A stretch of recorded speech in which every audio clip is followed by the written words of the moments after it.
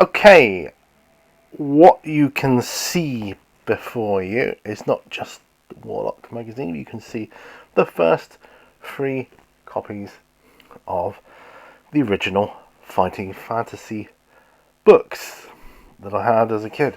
These are actually mine, with these plastic covers, which I managed to recover from my school library, of school library books, to protect them. And boy, am I glad I did. What an investment they were. Not that I paid for them. The reason I got these out is because Fighting Fantasy was a new phenomena for me as a child. Well, it was a new phenomena, and Warlock was a magazine. I actually had the Warlock of Firetop Mountain. I actually had these first 3 books first, although when they first came out, you could get them as a set of 3, then a set of 5, then a set of 7, and then I think I started adding them on after that. Right, so and these are the original covers, which is nice. I'm taking a look at the first book here, £1.50 it cost for that. But the reason I got the Warlock of Firetop Mountain was because issue 1 of Warlock heavily centres around the Warlock of Firetop Mountain. Now, this first copy of the magazine, I got it not long after getting Fighting Fantasy, because I thought, oh wow, at the time, I wanted anything role-playing, D&D, that kind of thing, fantasy. I loved Lord of the Rings, anything to do with that, and gaming, because we had no internet or anything back then. We had literally our own imaginations. Now you can see this first issue, the one I've got here, is seen better days. It's got some tape down the side. It's probably to hold it together. We'll come on to that, but this will serve as a good illustration of the magazine itself. As you can see, 95 pence it cost. Grand total of was published in May 1984. This very first one. It was actually published by Penguin Books before Games Workshop took over the later issues. And it was edited by Steve Jackson and Ian Livingstone, who, as you know, were the authors of the Fighting Fantasy books. Now, at this point, Warlock was almost entirely focused on the Fighting Fantasy rather than general fantasy gaming. Although, it's kind of a ground zero, really, for the Warlock magazine. It's nobody knew it would only run for 13 issues. The Fighting Fantasy itself was still relatively new phenomenon. Now this cover was painted by someone called Alan Craddock. Very colourful, classic early 80s fantasy artwork, right? So you could say, to me, this alone would have made me pick up the magazine from a newsagent back in 1984. Definitely, it absolutely would. Monsters from the Pit. This is, I think, sections of this magazine. Now, I should know this off by heart, but it's been a long time since my childhood when I used to go through this, skim this cover to cover over and over. And, I would have it, the pages were ingrained, burnt to the back of my retinas, So this, One Step Beyond, I think there was an article called, The Origins of Fighting Fantasy, which explains, it's got an advert here for Talisman, which was another RPG game at the time. And this is what I really love. This is where the nostalgia really kicks in for me. The fact that you had all this going on as well. Dear Adventurer. When we first came up with the idea of putting an adventure game into book format, little did we know that we would start a whole new craze. The Warlock of Firetop Mountain, the original Fighting Fantasy game book, is now published in 5 countries and has been specially revised and serialised into 2 parts for inclusion in Warlock magazine. Part 1 and Part 2 appears in the next issue. So essentially, you get the Warlock of Firetop Mountain Part 1 in this magazine, and then Part 2 in issue 2. Okay, fair enough. For For those of you unfamiliar with fighting fantasy, imagine yourself plunged into a world of monsters and magic. Think what it would be like to be walking down a dark dungeon corridor with walls dripping with slime, and then to be suddenly confronted by a two-headed troll armed with a stone club. What would you do? In the world of fighting fantasy, you make the decisions. You are the hero. Now, I know you guys, you've probably heard all that a million times before, right? And there are a gajillion other books out there that do that. But fighting fantasy were the first series of books to have game mechanics in the form of your character had stats, could fight monsters. You could literally choose to fight monsters, run away, all sorts of things. You have provisions you had to keep track of, all good stuff. Now Fighting Fantasy has its own magazine through which its world can develop. Each issue of Warlock will bring you information, news, new monsters, readers' letters and competitions. We hope that the Fighting Fantasy game system will evolve with readers' suggestions and ideas. We're here to put into print your monsters, spells, objects, artifacts and magical items, special abilities for different types of adventure, and additions for the rules. We welcome you to the start of a fantastic journey. May your stamina never fail. You know, we've got a young Ian Livingstone and Steve Jackson. Warlock. Chief editors, obviously Ian Livingstone, Steve Jackson. Penguin editor, Tony Lacey. Desk editor, Philippa Dixon. Designer, David Grogan. Production controller, Chris Brown. Cover illustrations, Alan Craddock, there you go. Artwork, Maggie Neen, Russ Nicholson, Tim Sell, Jane Walmsley. Typesetting, Surrey Fine Art Press Limited. Printing, Kingsdale Press Limited, Reading. Wow. And then you got the articles here, One Step Beyond, Map of the Kingdom, Map of the Pit, How to Map, Fighting Fantasy Rules, Warlock of Firetop Mountain Part 1, Adventure Sheet Background, and a competition. Write your own adventure. Let's have a look at these yellowed pages, shall we? Oh, I almost... It's kind of like authentic. Back in the day, with maps and things, you used to kind of yellow the pages and paper to make things look old. And now it's really there. Right.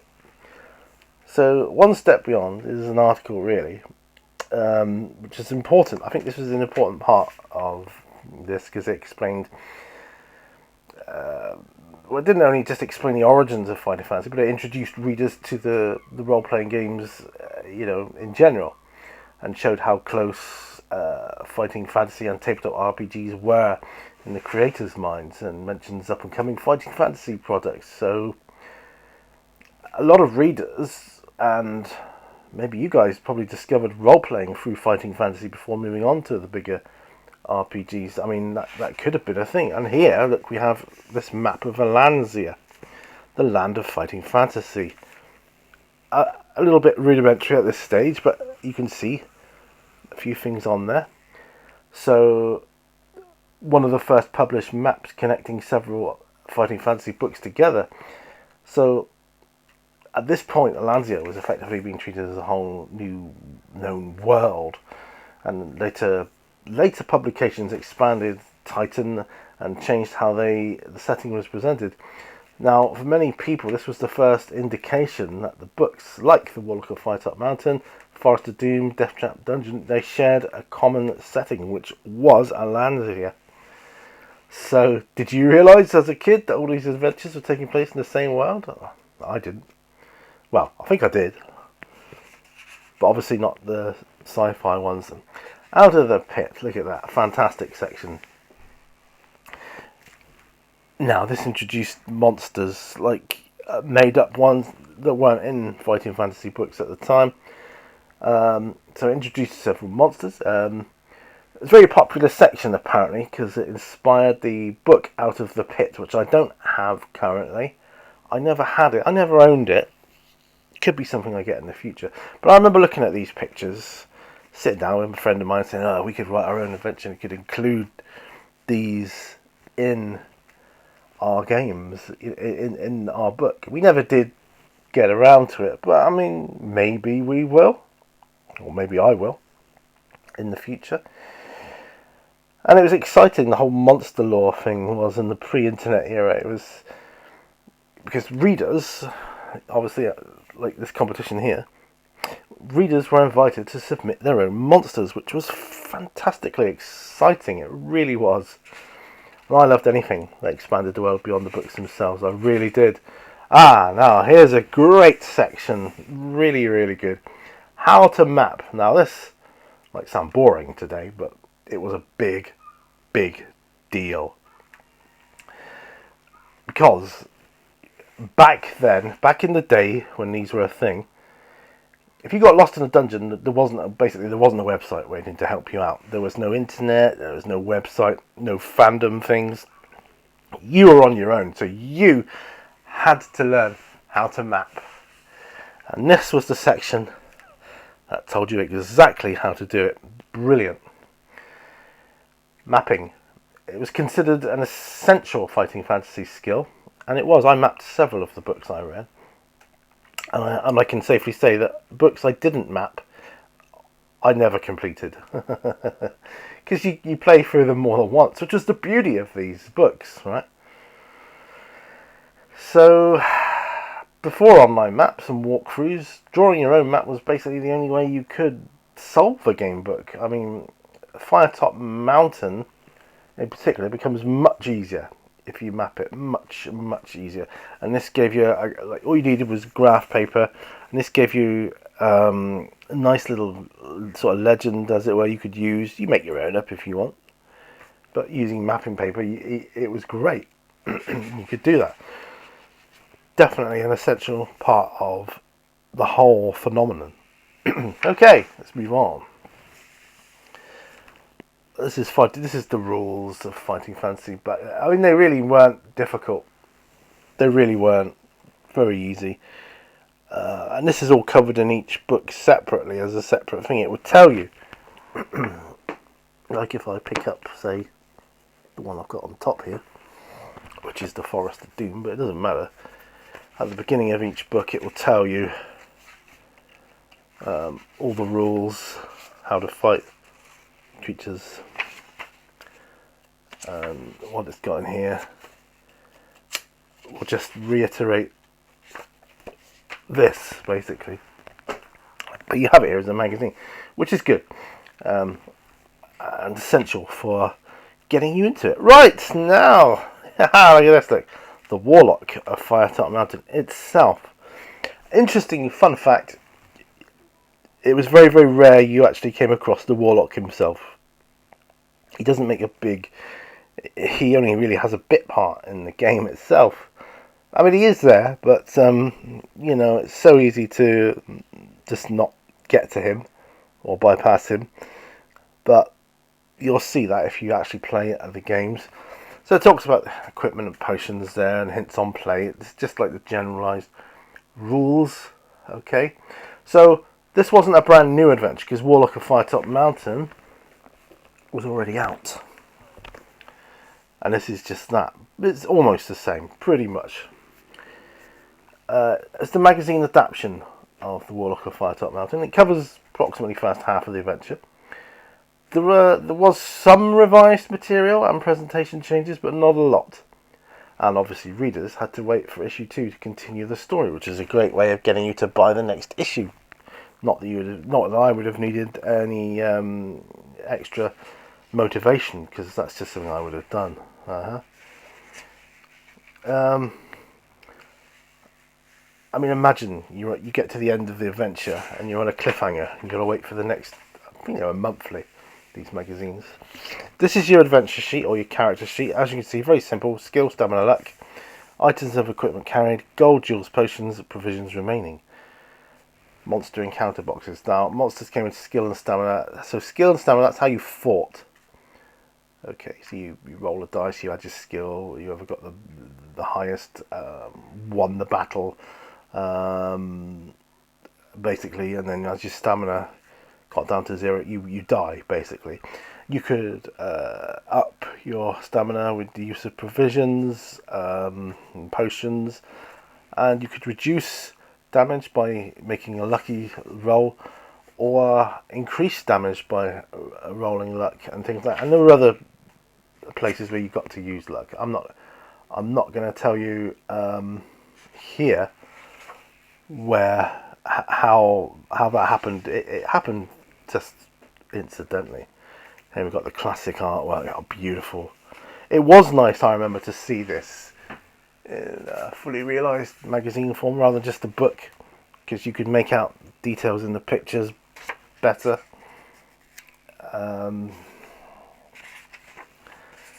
I remember that one. That crazy old guy. If I remember rightly, and I might be wrong here, but if you try to help him, he kind of attacks you. He just lost the plot. But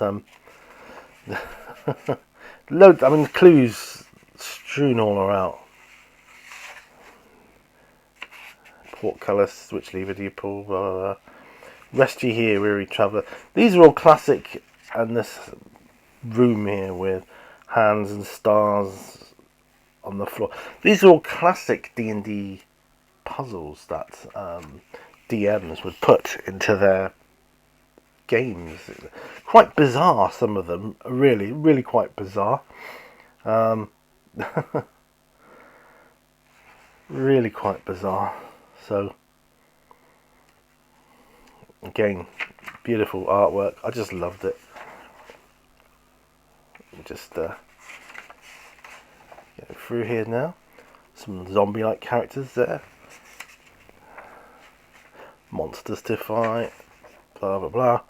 You didn't see a picture of every monster that was in the game, and you had to use your imagination, but the description more than made up for that. Look at that, like a room you cross with portraits with eyes that follow you kind of thing. Yeah.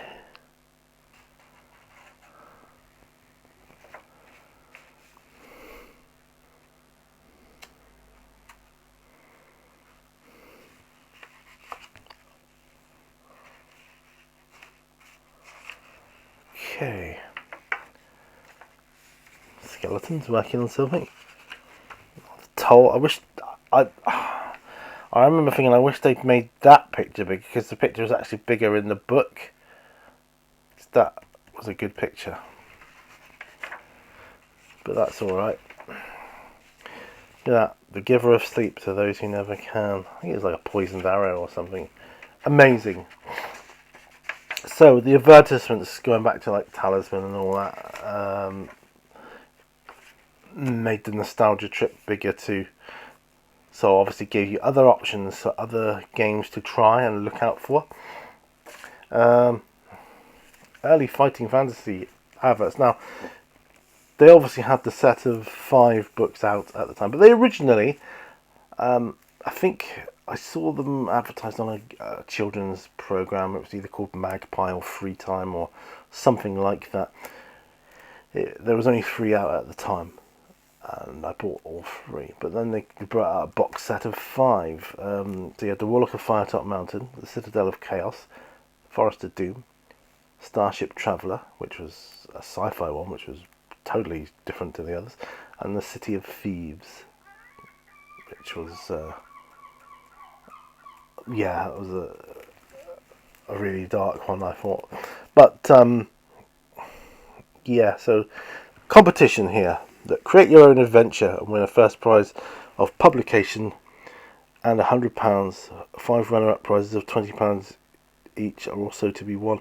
So I don't know of anybody that actually won and made their own adventure. Possibly they did.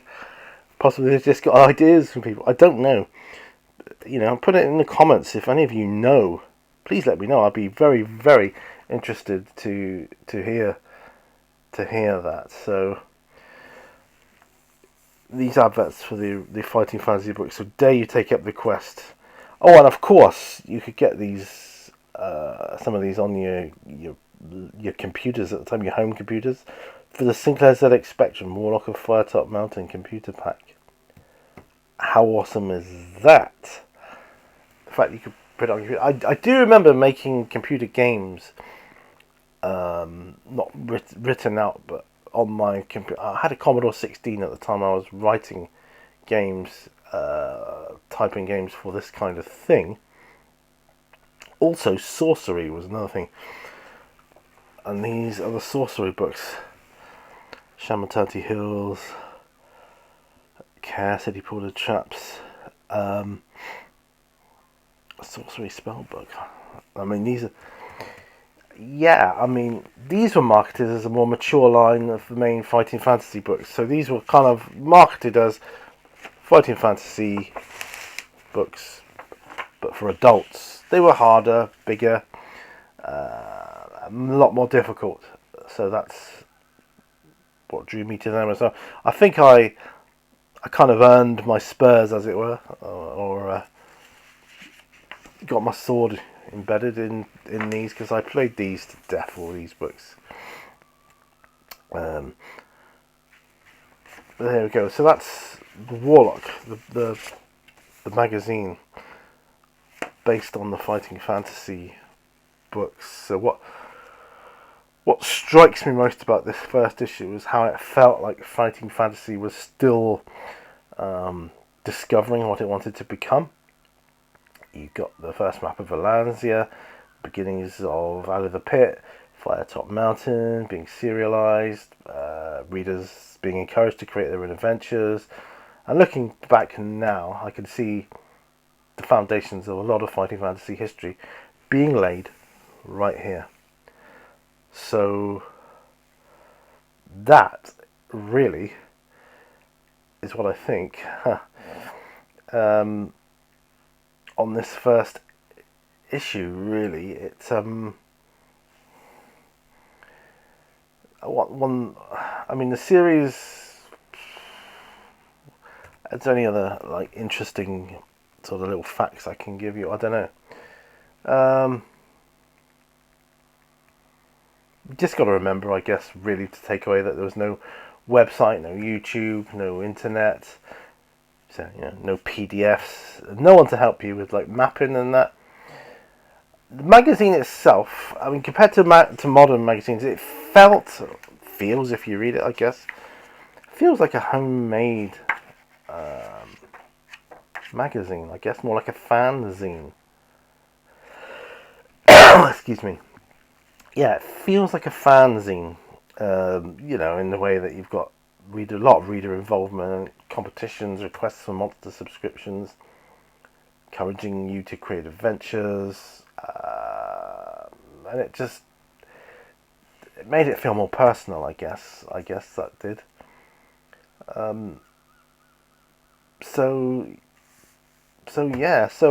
that's the first magazine, and I hope I've done it some sort of justice.